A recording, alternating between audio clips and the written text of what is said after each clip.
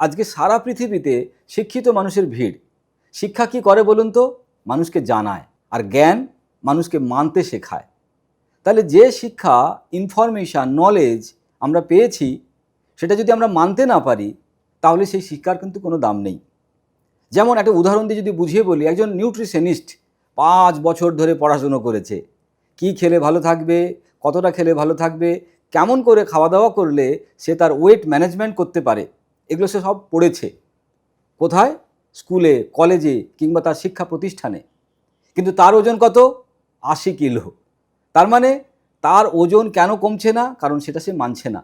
সে knowledgeable, information পেয়েছে, কিন্তু মানতে পারছে না, কারণ সেই জ্ঞানটা তার তৈরি হয়নি।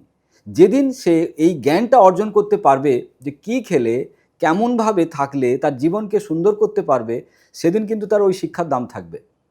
সুতরাং আজকের যে সারা পৃথিবীতে যেভাবে মানুষ শিক্ষা গ্রহণ করছে, তাতে কোটি কোটি ছেলে বেকার হয়ে যাচ্ছে এই কারণে। শিক্ষিত কিন্তু জ্ঞান নেই।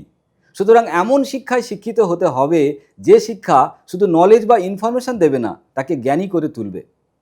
ঠিক এরকমই একটা প্রতিষ্ঠান ফিওনা একাডেমি, যারা ছাত্রদেরকে বা সাধারণ মানুষদেরকে শিক্ষিত তো করছেই, তার সঙ্গে জ্ঞানী করে তুলছে।